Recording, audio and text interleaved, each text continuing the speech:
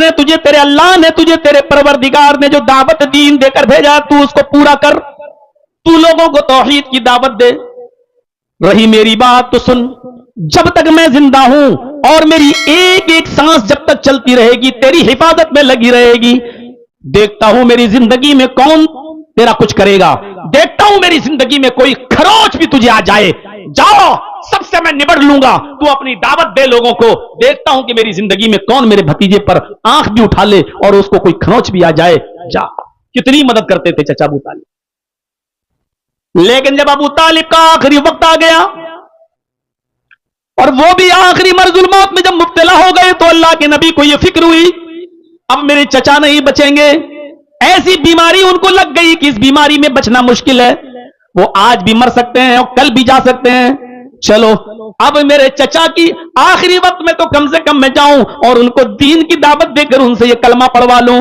अगर मेरे चचा ने कलमा पढ़ लिया तो मुझे बड़ी खुशी होगी। अल्लाह के नबी अपने चचा अबू तालिब के पास जाते हैं, लेकिन क्या देखते हैं कि यहां और भी लोग बैठे हुए हैं। उनकी आखिरी मौके पर अबू जहल बैठा है, अबू लहब बैठा है, और भी लोग वहां बैठे हुए हैं।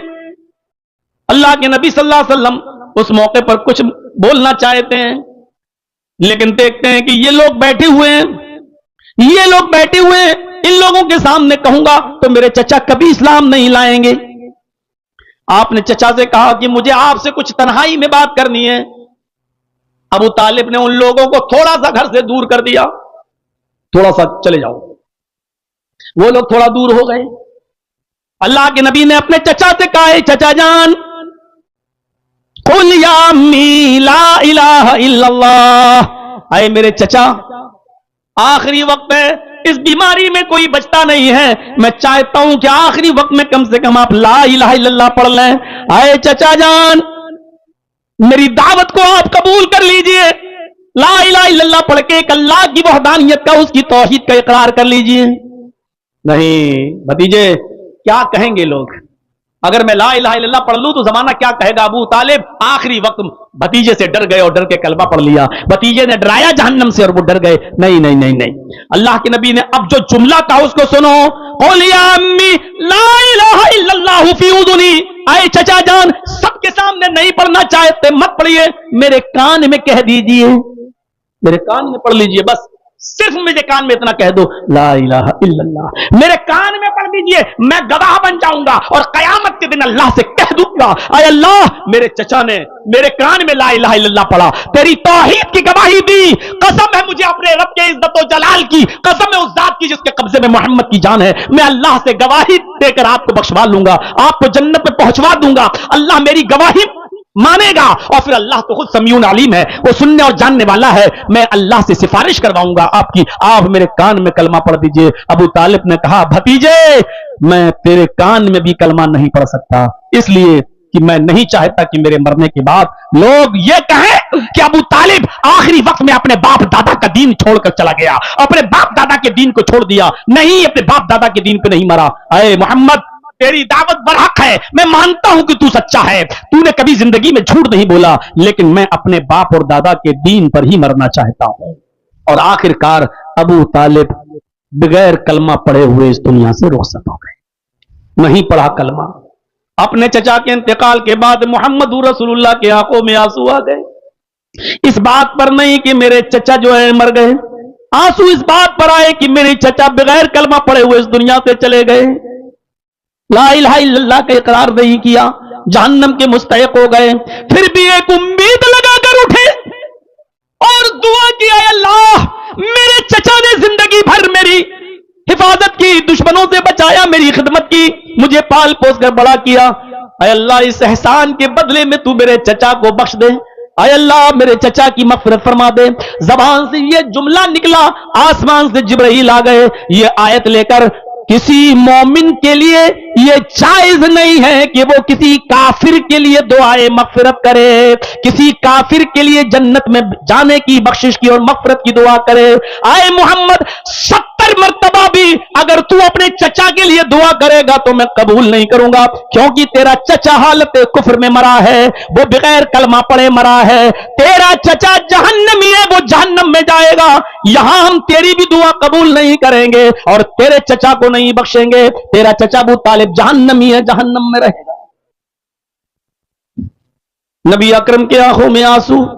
हाँ, फिर अल्लाह ने इतना जरूर यकीन दिलाया, अय मोहम्मद इब्ने अब्दुल्ला, अय मेरे महबूब, अय मेरे हबीब, तेरा चचा जाएगा तो जहन्नम में, लेकिन तेरी दुआ के नतीजे में, तेरे दुआ के समरात में हम इतना जरूर करेंगे तेरे चचा के साथ कि हम उनको जहन्नम में सबसे हल्का अजाब देंगे, क्योंकि उसने जिंदगी भर तेरी सेवा की, जिंदगी भर तुम्हारी खिदमत की, जिंदगी भर तुम्हारा साथ दिया। उसका इनाम इतना जरूर कर दे देंगे कि हम जहन्नम में सबसे हल्का अजाब देंगे। अब जहन्नम का सबसे हल्का अजाब भी तो बड़ा खतरनाक है। इन्ना अहवना अहलिन्नार अज़ाबन यौमल क़ियामा लरजुलन युज़अु फी अक़मसि क़दमैहि जमरतान। जहन्नम का सबसे हल्का अजाब ये है कि इंसान के दोनों पैरों के तलवों के नीचे आग की 2 चिंगारी रख दी जाएगी। चूल्हे से कभी लकड़ी डालते चिंगारी उठती है ना, चिंगारी हल्की सी उठी और फूट गई।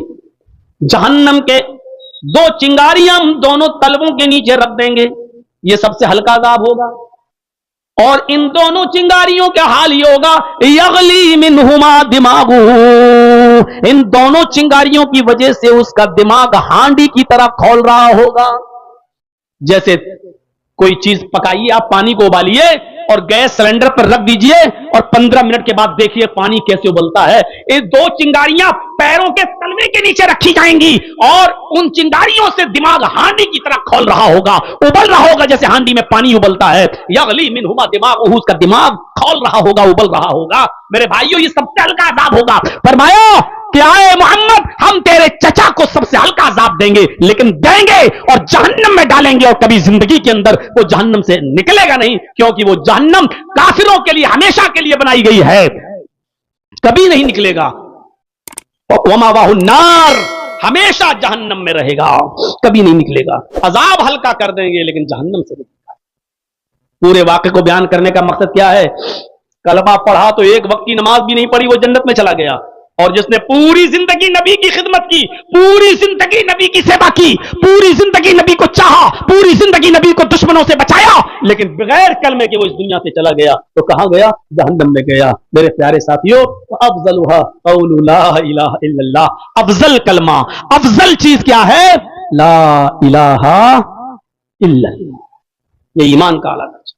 और ला इलाहा इल्लल्लाह का माना यह है कि जब पढ़ लिया तो ये माना जाए कि वही है इबादत के लायक, वही है सजदे के लायक, वही है दुआओं को सुनने के लायक, वही है हमारी हाजात और हमारी जरूरियात को पूरा करने के लायक, उसके अलावा कोई नहीं।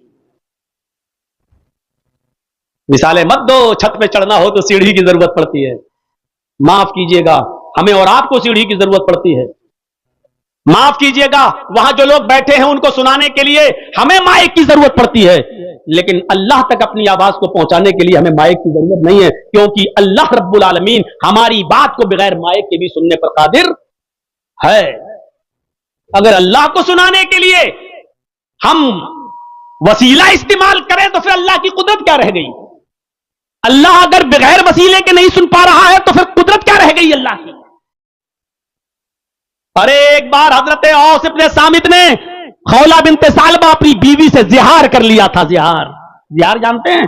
गुस्से में आकर अपनी बीवी से कह दिया, अंते अलैया का ज़हरी उम्मी, तू मुझ पर मेरी मां की तरह हराम हो चुकी है, तू मुझ पर मेरी मां की पीठ की तरह हराम, जिस तरह मेरी मां मुझ पर हराम है उसी तरह तू भी हराम। चल हट, आज के बाद हम तेरा चेहरा नहीं देखेंगे।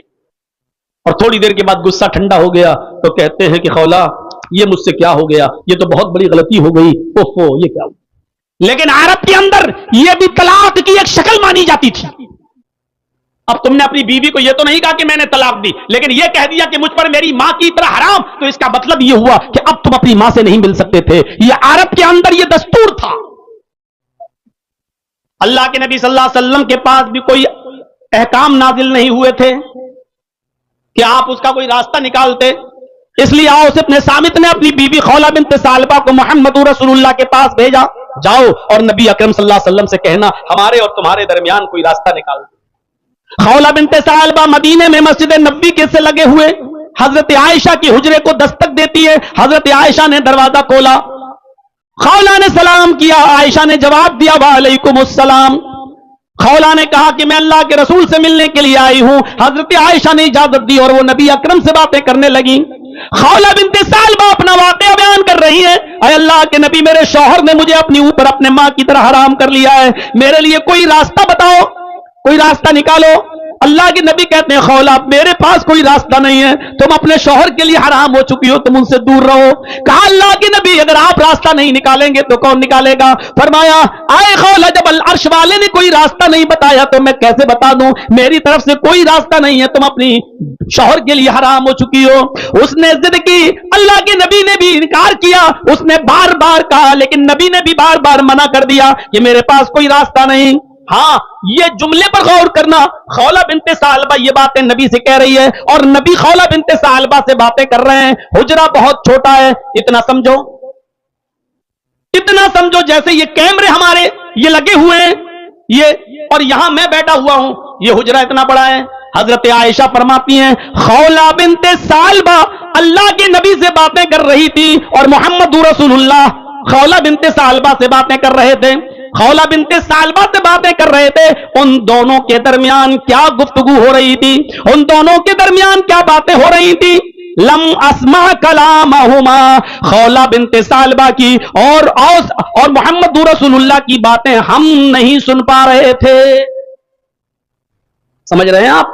एक छोटा सा हुजरा, आयशा एक कोने में बैठी हुई हैं, इतनी दूर रही होंगी आयशा जैसे ये रखा हुआ है, आपका टीम टाम यहां, इतनी दूर हजरत आयशा बैठी हैं और हजरत आयशा कह रही हैं अल्लाह के नबी और खौला बिनते सालबा क्या बातें कर रहे हैं? लम अस्मा कलामहुमा, हम उन दोनों की बातें नहीं सुन पा रहे थे जबकि वो मेरे करीब में थी। यहां से अंदाजा लगाइएगा, इस जुमले को मैंने छोड़ दिया है आप लोगों के लिए थोड़ी देर के लिए। अब सुनिए, खौला बिनते सालबा को अल्लाह के नबी ने मना कर दिया, जाओ मेरे पास कोई रास्ता नहीं है। अब खौला बिनते सालबा वहां से निकली, सीधे मस्जिद नबी में चली गई, वुजू बनाया, 2 रकात नमाज पढ़ी और फिर अल्लाह को पुकारने लगी कि अल्लाह मेरे लिए कोई रास्ता निकाल। अय अल्लाह अब तो मोहम्मद का भी दरवाजा बंद हो गया है, मोहम्मद रसूलुल्लाह ने भी अपनी चौखट बंद कर ली है। अय अल्लाह अगर तूने मेरे और मेरे शौहर मेरे हस्बैंड के दरमियान रास्ता नहीं निकाला तो मैं कहां जाऊंगी? बच्चों को प्यार दे सकती हूं लेकिन खिलाने और पिलाने की जिम्मेदारी तो शौहर के ऊपर है। अय अल्लाह मुझे उसने अपनी मां की तरह हराम कर लिया, मैं कहां जाऊंगी? अभी वो दुआ कर रही थी, अभी वो अल्लाह को पुकार रही थी, अभी वो अल्लाह से गुफ्तगू कर रही थी, अभी अपनी शिकायत अल्लाह से कर रही थी कि अल्लाह ने जिब्राइल को भेज दिया और जिब्राइल मोहम्मद रसूलुल्लाह के पास आ गए। अल्लाह के नबी को पता ही नहीं कि औरत मस्जिद नबी में मौजूद है, अल्लाह से दुआ कर रही है। आप समझे मेरे घर से गई तो अपने घर गई होगी, अभी वो दुआ कर रही है, अभी दुआ के हाथ गिरे भी नहीं कि जिब्राइल आ गए और जिब्राइल ने मोहम्मद रसूलुल्लाह के पास ये आयतें नाजिल की। अल्लाह ने फरमाया नबी से कह दो कद समी अल्लाहु कौलल्लती तुजादिलुका फी ज़ौजिहा व तश्तकी इलल्लाह वल्लाहु यस्मउ तहावुरकुमा इन्नल्लाह समीउन बसीर। अल्लाह ने उस औरत की गुफ्तगू को सुन लिया, अल्लाह ने उस औरत की फरियाद को सुन लिया जो आपसे अपने शौहर के बारे में बहस कर रही थी, जो आपसे अपने शौहर के बारे में बहस कर रही थी। वह तश्तकी इलल्लाह, और अल्लाह से भी दुआ कर रही, अल्लाह से भी फरियाद कर रही है। आपको क्या मालूम, मस्जिद में झांक कर देखो वो औरत अल्लाह को पुकार रही है। वल्लाहु यस्मउ तहावुरकुमा, और अल्लाह तुम दोनों की गुफ्तगू को सुन रहा था, अल्लाह तुम दोनों की गुफ्तगू को सुन रहा था। कितनी बुलंदी से, कितनी बुलंदी से। और हजरत आयशा कह रही है वो दोनों क्या बातें कर रही हैं, मैं अपने हुजरे में अपने कमरे में उन बातों को नहीं सुन पा रही थी। यानी जो बातें हजरत आयशा तक नहीं सुन पा रही हैं उन बातों को अल्लाह सुन रहा है आसमान की बुलंदियों पर और अर्श पर। सोचो जब इतने करीब से हजरत आयशा जो नबी की बीवी, नबी की कुर्बत में, नबी की सोहबत में रहती हैं, जब वो नहीं सुन पा रही हैं तो हमारी दुआओं को मनो टनो मिट्टी में दफन होने वाले वो लोग कैसे हमारी दुआओं को सुन लेते हैं और अल्लाह तक भी पहुंचा देते हैं। समझ में नहीं आता, जब हजरत आयशा जिंदा बाहयात है तो नहीं सुन पा रही हैं, ये मरने के बाद इतनी ताकतें कहां से आ जाती है कि टनो और मनो मिट्टी के अंदर दफन लोग हमारी फरियादों को सुन लेते हैं। और अल्लाह कितनी बुलंदियों से सुन रहा है आपको अंदाजा नहीं होगा। ये सूरज जो 9 करोड़ 30 लाख मील की बुलंदी पर है, यही इतना बड़ा है कि जिस दुनिया में हम और आप रहते हैं, अगर ये दुनिया पूरी लपेट कर सूरज में डाल दी जाए, ये दुनिया जिसमें हम रहते हैं अगर सूरज के अंदर फेंक दी जाए, तो सूरज के अंदर ये दुनिया की हैसियत बिल्कुल ऐसे है जैसे एक बहुत बड़ी फील्ड के अंदर एक फुटबॉल डाल दी गई हो। जैसे एक फुटबॉल एक बहुत बड़ी फील्ड के अंदर, मेरे भाइयों, ऐसे ही सूरज के अंदर ये दुनिया बिल्कुल ऐसे ही दिखाई देगी जैसे एक फुटबॉल पड़ी हुई है। सूरज इतना बड़ा है, फिर उसके ऊपर सितारे, फिर उसके ऊपर सैयारे, फिर उसके ऊपर कहकशाएं। एक कहकशां ऐसी है आसमान से नीचे, पहले आसमान से नीचे एक कहकशां ऐसी है कि जिसकी रोशनी को जमीन पर आने में 10 अरब साल लगते हैं। 10 अरब साल, 1 साल नहीं, 2 साल नहीं, 100 साल नहीं, 1000 साल नहीं, 1 लाख साल नहीं, 10 लाख साल नहीं, 1 करोड़ नहीं, 1 अरब नहीं, 10 अरब साल लगते हैं, जबकि वो रोशनी 1 सेकंड में 3 लाख मील की रफ्तार तय कर रही है। तब रोशनी की रफ्तार 1 सेकंड में, 1 मिनट में नहीं, 1 घंटे में नहीं, 1 सेकंड में, आंख बंद करो खोलो बस, इतनी देर में 3 लाख मील की रफ्तार से चल रही है वो रोशनी। तब उस रोशनी को जमीन पर आने में जानते हो कितने साल लगते हैं? 10 अरब साल। साइंटिस्ट कहते हैं कि आसमान के नीचे एक कहकशां तो ऐसी है कि जिसकी रोशनी 20 अरब साल पहले आसमान से चल चुकी है। 20 अरब साल पहले आसमान से चली थी, लेकिन अभी 20 अरब साल गुजर चुके हैं और 20 अरब साल के बाद भी उसकी रोशनी जमीन पर नहीं पहुंची है। गौर कर रहे हैं अभी आप? 20 अरब साल गुजर चुके हैं, लेकिन उसकी रोशनी अभी तक जमीन पर नहीं आई है। इसके ऊपर और बहुत ऊपर पहला आसमान, फिर इतना ही ऊपर दूसरा आसमान, फिर इतने ही ऊपर तीसरा आसमान, फिर इतने ही ऊपर चौथा आसमान, फिर इतने ही ऊपर 5वां आसमान, फिर इतने ही ऊपर 6ठा आसमान, फिर इतने ही ऊपर 7वां आसमान, फिर 7वें आसमान के ऊपर एक समंदर, क्योंकि अल्लाह का अर्श पहले समंदर के ऊपर था, फिर 7वें आसमान के ऊपर समंदर, और फिर समंदर के ऊपर अल्लाह का अर्श, और उस अर्श के ऊपर अल्लाह। इतनी बुलंदी के बाद वो क्या कह रहा है? वल्लाहु यस्माउ तहावुरकुमा। आए मोहम्मद, मैं इतनी बुलंदी से तुम दोनों की गुफ्तगू को सुन रहा था कि इतनी नजदीकी से तुम्हारी बीवी आयशा भी तुम दोनों की बातों को नहीं सुन पा रही है। अल्लाह को किसी वसीले की जरूरत नहीं है। यह है तौहीद। अभी तो ला इलाहा इल्लल्लाह। चलिए इस पहले जुमले को यहीं पर खत्म करते हैं, वरना तौहीद पर भी और बोला जा सकता है। तो फअफ़ज़लु क़ौलु ला इलाहा इल्लल्लाह। अफजल कलमा क्या है? अफजल ईमान, अफजल दर्जा ईमान का ला इलाहा इल्लल्लाह। अब आइए दूसरे पर, व अदनाहा इमाततुल अज़ा अनित तरीक। सबसे कमतर दर्जा ईमान का क्या है? रास्ते से तकलीफ दे चीज को हटा देना। मामूली मत समझो, चले जा रहे हैं 4 व्हीलर पर, अल्लाह ने दे दिया तो बस अब जमीन पर पैर नहीं रखते। रास्ते में केले का छिलका अगर नजर पड़ जाए तो साइड में गाड़ी को रोक लो और केले का छिलका हटा दो। पत्थर पड़ा हुआ दिख जाए, गाड़ी को तो दाएं बाएं से निकाल लिया, ठीक है, लेकिन गाड़ी को साइड में रखकर उस पत्थर को हटा दो। तुम तो निकल गए, हो सकता है कि कोई अंधा बेचारा उस केले के छिलके पर अगर पैर रखकर फिसल जाए और इत्तेफाक से वो बूढ़ा भी हो और उसकी कमर की हड्डी टूट जाए तो बुढ़ापे में जल्दी से बलती भी है। कोई कांटा पड़ा है, तुम्हारी नजर पड़ गई तो उठाओ फेंक दो। एक बात याद रखिएगा, जिस तरह नुकसानदेह और तकलीफ दे चीजों को रास्ते से हटाना सवाब है, उसी तरीके से जानबूझकर इन चीजों को रास्ते में फेंकना गुनाह भी है। केला खाते हुए जा रहे खाए, वो फेंक दिया छिलका। बीच सड़क पे गए ना, वो डाल दिया ना।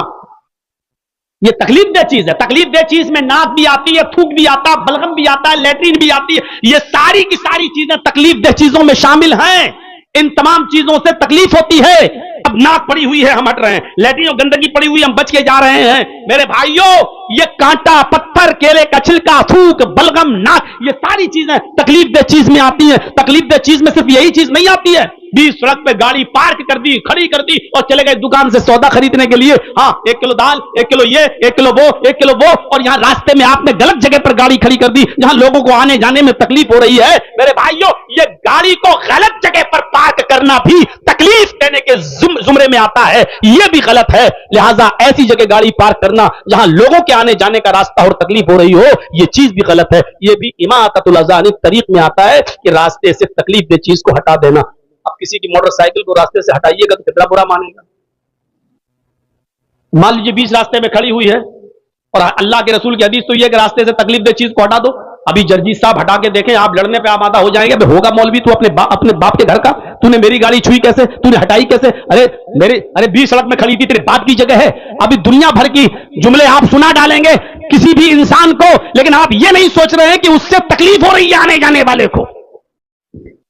راستے سے تکلیف دہ چیز کو ہٹا دینا, یہ ایک طرف اللہ کا حق, دوسری طرف فوراً ایمان میں کم تر درجہ جو آیا ہے وہ فوراً بتا دیا انسانیت کے حقوق بھی ہیں. لہذا یہ مت دیکھو کہ اس راستے سے ہندو گزر رہا ہے کہ مسلمان گزر رہا ہے کہ سکھ جا رہا ہے کہ عیسائی جا رہا ہے کہ بدھسٹ جا رہا ہے کہ یہودی کچھ نہیں. انسانیت کا تقاضا یہ ہے کہ اس چیز کو وہاں سے ہٹا دو. شادی ہو رہی ہے, گھر کے باہر آپ نے شامیانہ لگا دیا ہے, گھر کے باہر آپ نے ٹینٹ لگا دیا ہے, وہ راستہ ہے گزرنے کا. اب ایک آدمی کو ٹینٹ لگا ہوا دیکھ کر آپ نے روک دیا, اب وہ آدمی بیچارہ چکر کاٹ کر 2 کلومیٹر دور سے جا رہا ہے. یہ تکلیف دینا ہے, تکلیف. اسی طریقے سے رمضان کا مہینہ آ رہا ہے, رات میں 2 بجے اٹھ کر مائک پکڑ لینا, روزے دار بھائیوں اٹھیے, سحری کیجئے, ماؤں بہنوں اٹھیے, سحری بنائیے.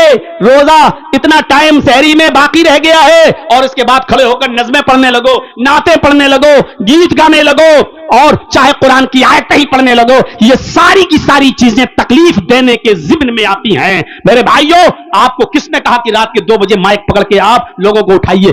کس حدیث میں لکھا ہے کہ رمضان کا روزہ رکھنے کے لیے روزے داروں کو اٹھانا بھی ثواب ہے؟ کس نے لکھا ہوا ہے؟ ارے روزے دار ہیں, روزہ رکھیے, آپ اٹھیے اور روزہ رکھیے, آپ خود انتظام کیجئے. آج کے اس دور میں موبائل میں الارم ہوتا ہے, گھڑیوں میں الارم ہوتا ہے, آپ کو معلوم ہونا چاہیے کہ آج کی سحری کا وقت کتنے بجے ختم ہو رہا ہے. آپ اتنے بجے اٹھیے اور سحری کیجئے. آپ لوگوں کے اوپر کیوں محتاج بنے ہوئے ہیں؟ کیونکہ جن کو اٹھایا جاتا ہے وہ صرف روزے دار ہی نہیں ہوتے ہیں. حدیث میں آتا ہے دودھ پلانے والی عورت کے اوپر سے روزہ معاف ہے جب وہ اپنے بچے کو دودھ پلا چکے گی اور چھوائے گی, اس کے بعد وہ روزہ رکھے گی. یعنی وہ بچہ جو عورت کا دودھ, اپنی ماں کا دودھ پیتا ہے, اس کے اوپر روزہ نہیں ہے. لیکن آپ جب روزے داروں کو اٹھاتے ہو تو بیچاری ان عورتوں کی نیند میں بھی ڈسٹرب ہوتا ہے جو عورتیں اپنے بچے کو دودھ پلا رہی ہوتی ہیں. ان عورتوں کی نیند میں بھی ڈسٹرب ہوتا ہے جو عورتیں حاملہ ہیں, جن کے پیٹ میں بچہ ہے, اور جن کو شریعت نے رخصت دی ہے کہ جب حمل ہے تیرے پیٹ میں تو روزہ نہیں رکھ سکتی, اس لیے کہ کھائے گی اور پیے گی نہیں تو بچے کی تندرستی پر نہیں بنے گی, اور اس بچے کو خطرہ ہے کہ کہیں وہ مر نہ جائے پیٹ کے اندر, اس بچے کی صحت پر اثر پڑے گا. اس لیے ابھی تم روزہ مت رکھو, جب تمہیں فرصت ہو جائے تب تم روزہ رکھنا. آپ جب اٹھاتے ہو تو ان عورتوں کی بھی نیند میں ڈسٹرب ہوتا ہے. ایک بوڑھا آدمی ہے جو روزہ نہیں رکھ سکتا ہے, اتنا بوڑھا ہو چکا ہے کہ اس کے اوپر اب روزہ نہیں ہے, وہ صرف فدیہ دے کر کام چلا رہا ہے. اس کا بیٹا کہہ رہا ہے کہ مولانا صاحب میرا باپ کا علاج چلتا ہے اور نیند کی ایک ٹیبلٹ دینا پڑتی ہے, اور میرے باپ کی دوا ڈپران چلتی ہے 10 mg کی, جب تک میں اس کو وہ دوا نہ دوں میرے باپ کو نیند نہیں آتی ہے. اب رمضان کے مہینے میں یہ لوگ 2 بجے مائک پہ چلانے لگتے ہیں جس سے میرے باپ کی نیند میں ڈسٹرب ہو جاتا ہے, وہ اٹھ جاتے ہیں اور اٹھنے کے بعد پھر ان کو نیند نہیں آتی ہے, پھر بے چینی ہوتی ہے, پھر وہ تڑپتے ہیں. میرے بھائیوں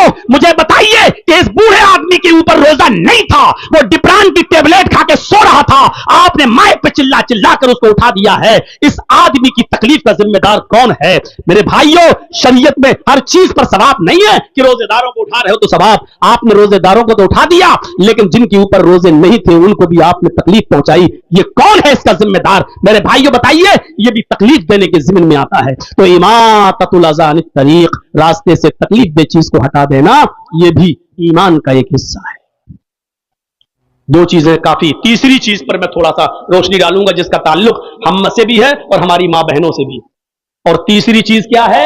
والحیاء شعبۃ من الایمان, حیا ایمان کا ایک شعبہ ہے, حیا ایمان کا ایک حصہ ہے. حیا کہاں چلی گئی آج؟ حیا کہاں رہ گئی آج؟ شرم.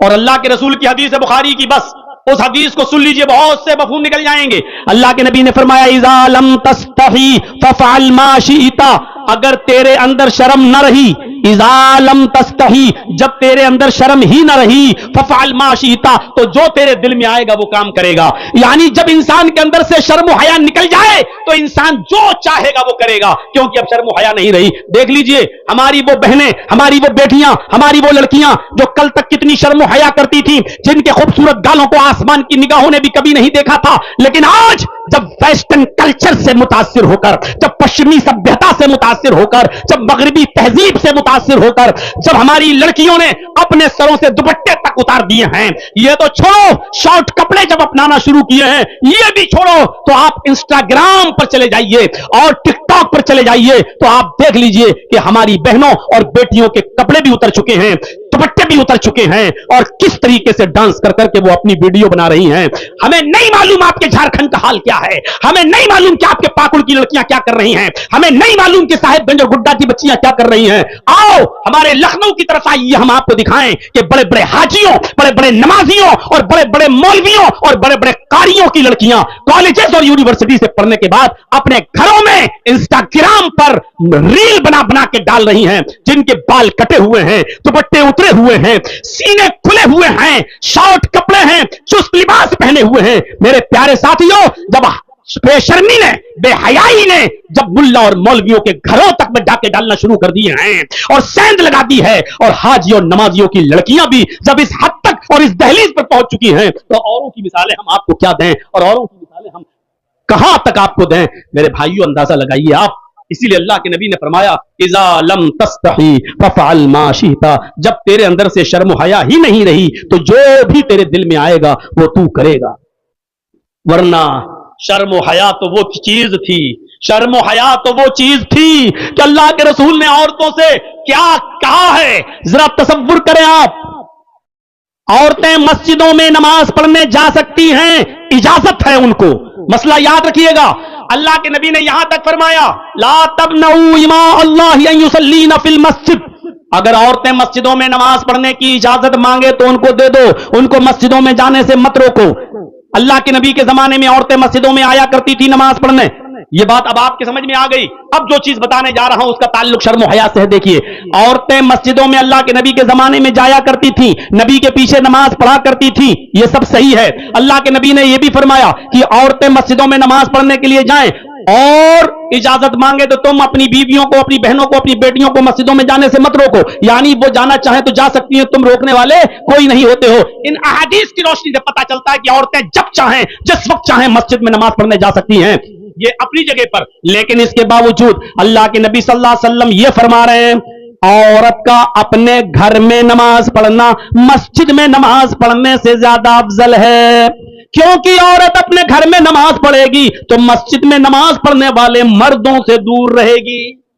अब यहां से अंदाजा लगाइए, औरत मस्जिद में जा सकती है, बल्कि जाती थी, नबी के पीछे भी नमाज पढ़ती थी। और अल्लाह के नबी ने जब यह फरमाया कि औरतों का अपने घर में नमाज पढ़ना ज्यादा अफजल है, इसके बावजूद भी औरतें मस्जिद में जाया करती थी, क्योंकि अल्लाह के नबी ने मना नहीं किया है, इजाजत है। लेकिन नबी का फरमान यह कि औरतें अगर मस्जिद में नमाज पढ़ने जाना चाहें तो जाएं, लेकिन नबी ने यह भी कह दिया कि औरत का अपने घर में नमाज पढ़ना मस्जिद में नमाज पढ़ने से ज्यादा अफजल है।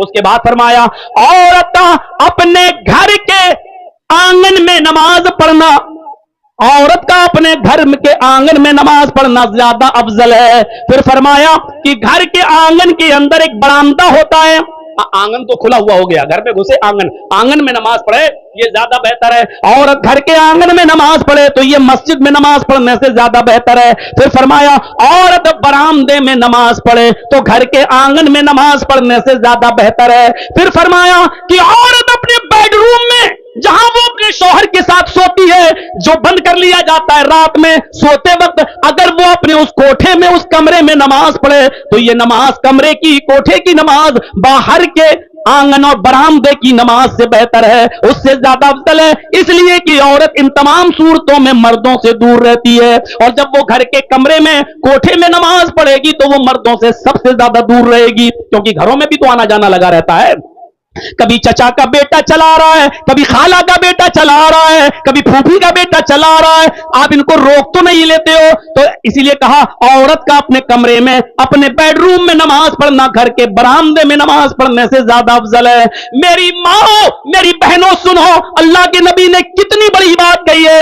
यानी औरत मर्दों से जितना ज्यादा दूर रहेगी उतना ज्यादा बेहतर है। ये शर्म थी, ये हया बताई है औरत की जनाब मोहम्मद रसूलुल्लाह सल्लल्लाहु अलैहि वसल्लम ने। मस्जिद में नेक लोग और मुत्तकी लोग आते हैं, लेकिन इसके बावजूद फरमाया कि उन मर्दों से भी दूर रहो तो ये ज्यादा अफजल है। जबकि मस्जिदों में कितना भी बड़ा कोई गुनाहगार हो और कितना भी बड़ा कोई पापी और कबाबी हो, लेकिन किसी भी लड़की को लेकर वो मस्जिद में तो गलत काम नहीं कर सकता है। मस्जिद का अदब और एहतराम इतना तो मुसलमानों के दिल में बाकी है कि वो किसी भी औरत या लड़की के साथ मस्जिद में तो गलत काम नहीं कर सकता है। तो मेरे भाइयों, इसके बावजूद अल्लाह के नबी कह रहे हैं, यानी औरत सबसे ज्यादा सुरक्षित, सबसे ज्यादा महफूज है मस्जिद में, लेकिन फिर भी अल्लाह के नबी ये कह रहे हैं कि औरत का घर में नमाज पढ़ना मस्जिद में नमाज पढ़ने से बेहतर है। इसका मतलब यह है कि मर्दों के दिल में उठने वाले शैतानी ख्यालात और वसवसों से औरत को इतना महफूज होना चाहिए कि वो मस्जिदों में भी जाए तो ये सोच के जाए कि किसी के दिल में ये ख्यालात आ सकते हैं, और शैतान तो हर किसी के साथ लगा हुआ है। अब आप अंदाजा लगाइए।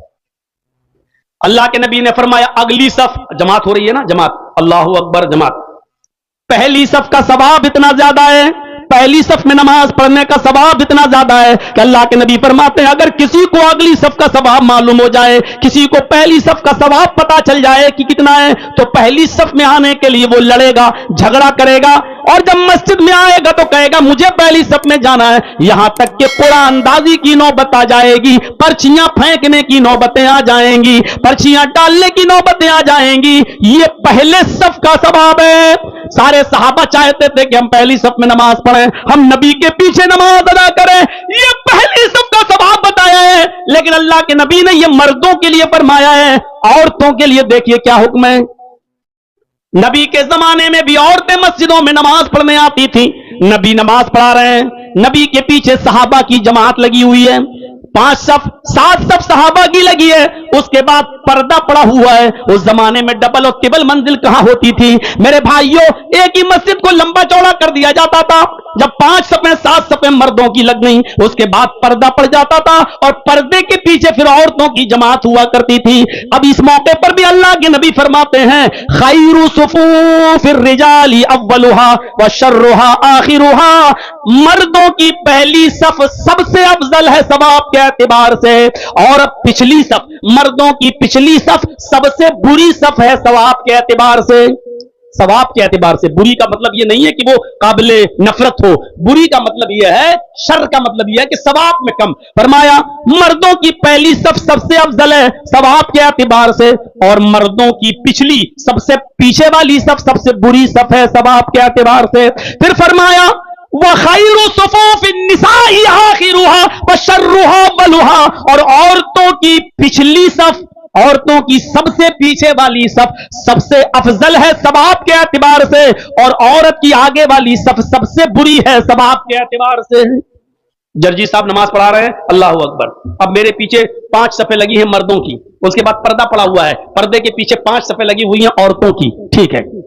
मर्दों की पहली सफ जो जर्जीस के पीछे लगी हुई है वो सबसे अफजल है सवाब के एतबार से, और औरतों की 5वीं लास्ट वाली सबसे पीछे वाली सफ सबसे अच्छी है सवाब के एतबार से। क्यों? क्योंकि वो पिछली वाली सफ मर्दों से उतनी दूर है, मर्दों से दूर है, तो जो मर्दों से जितना दूर है सवाब भी उतना ज्यादा बढ़ रहा है। औरत की वो नमाज जो मर्द से जितना दूर और जितना छिपकर पड़ी जाए वो सवाब में उतना ही ज्यादा दर्जा रख रही है। ये शर्मो हया है इस्लाम के अंदर। मेरे प्यारे साथियों, हमारी मां बहनें जरा सोचें, नमाज के मामले में भी इस्लाम ने जब दूर रखा है कि नमाज पढ़ने भी जाओ तो मर्दों से दूर रहो, तो तुम्हें शादियों में मर्दों के साथ बैठ के खाना खाने की इजाजत किसने दे दी है?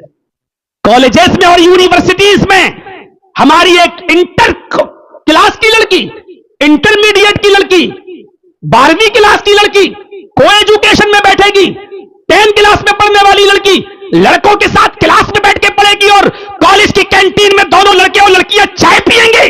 गौर करो मेरे भाइयों, इस हदीस की रोशनी में जमाना कहां जा रहा है मुझे इससे मतलब नहीं, आपने मुझे यहां कुरान और हदीस सुनने के लिए बुलाया है, वो सुनिए। जब मस्जिद में भी औरत की पिछली सफ सबसे ज्यादा बेहतर है क्योंकि वो मर्दों से दूर है, तो जब मस्जिद के अंदर इजाजत नहीं है कि मर्द के करीब जाइए, तो शादियों में, कॉलेजेस में, होटलों में, यूनिवर्सिटीज के अंदर और बाजारों में मेरे भाइयों कहां से जायज हो जाएगा? ये सोचने वाली बात। जर्जी साहब नमाज पढ़ा रहे हैं, नमाज पढ़ाते पढ़ाते रुकू में गए, रुकू से उठे, सजदे में गए, भूल गए, एक रुकू किया कि 2 रुकू कर लिए, 2 सजदे करना तो 1 सजदा किया या 3 सजदा। मेरे पीछे जो लोग मौजूद हैं उनको अगर याद है तो वो याद दिला देंगे, वो टोक देंगे सुभान अल्लाह, अल्लाहू अकबर। کہہ کر وہ ٹوک دیں گے, وہ یاد دلا دیں گے. لیکن اگر مردوں کو معلوم نہیں ہے, مردوں, آپ ادھر دیکھیے, اگر مردوں کو پتا نہیں ہے لیکن عورتیں پیچھے کھڑی ہوئی ہیں پردے کے پیچھے, اور ان کو پتا ہے کہ مرد بھول گیا ہے, امام بھول گیا ہے, تو وہ سبحان اللہ نہیں کہیں گی, اللہ اکبر نہیں کہیں گی, وہ یاد اس طریقے سے نہیں دلائیں گی. دیکھ رہے ہیں سبحان اللہ, اس جملہ کہنے سے زمین اور آسمان نیکیوں سے بھر جاتے ہیں, الحمدللہ کہنے سے زمین اور آسمان نیکیوں سے بھر جاتے ہیں. لیکن اتنا پیارا جملہ بھی ان عورتوں کو اپنے منہ سے نکالنے کی اجازت نہیں ہے زور سے, بلکہ وہ اپنے امام کو یاد دلانے کے لیے اس طریقے سے تالی بجائیں گی, یعنی پیچھے ہیں اور امام کو یاد دلانے کے لیے اس طریقے سے تالی بجائیں گی, اور تالی کی آواز سن کر امام کو پتا چل جائے گا کہ میں بھول گیا ہوں. یہ عورت کی شرم و حیا ہے کہ اگر امام بھول جائے تو اپنے امام کو یاد دلانے کے لیے وہ اپنی زبان سے سبحان اللہ اللہ اکبر بھی نہ کہے, کیونکہ عورت کی آواز کا بھی پردہ ہے, ہو سکتا ہے کہ کوئی دل جلا کوئی من چلا اس کی سویٹ اور میٹھی اور سریلی آواز پر فدا ہو جائے اور پھر وہ اس کا پیچھا کرنے لگے, پھر وہ اس کا تعاقب کرنے لگے. فرمایا کہ عورت کے لیے سبحان اللہ اللہ اکبر کہنا بھی جائز نہیں ہے, بلکہ وہ ایسے تالی بجا کر اپنے امام کو یاد دلائے گی. یہ ہے عورت کی شرم و حیا. والحیاء شعبۃ من الایمان, اور حیا ایمان کا ایک شعبہ ہے, حیا ایمان کی ایک برانچ ہے. میرے بھائیوں, جب لڑکی کا نکاح ہوتا ہے تو اس نکاح کے موقع پر اس سے اجازت لی جاتی ہے. ہمارے یہاں جو دستور ہے وہ بڑا خراب ہے, آپ کے ہاں کیا ہے مجھے نہیں معلوم. ہمارے یہاں ایک وکیل اور 2 گواہ لڑکی کے پاس جاتے ہیں, ایک وکیل اور 2 گواہ, ایک مرد اور 2 گواہ جاتے ہیں, اور لڑکی جو جس کی شادی ہونے والی ہے وہ اپنی سہیلیوں میں کے بیچوں بیچ میں بیٹھی ہوئی ہوتی ہے, گھری ہوئی ہوتی ہے, وہ وہاں جا کر کہلواتے ہیں, وہ وہاں جا کر اس سے کہلواتے ہیں فلاں لڑکے کے ساتھ تمہارا اتنے روپے مہر کے بس تمہارا نکاح کیا جا رہا ہے, کیا تمہیں وہ لڑکا قبول ہے؟ اب وہ لڑکی خاموش ہے. پھر پوچھتے ہیں کیا وہ قبول ہے؟ لڑکی خاموش ہے. اس کی سہیلیاں کونی مار مار کے کہتی ہیں ہاں کہہ دو قبول ہے, ہاں کہہ دو قبول ہے.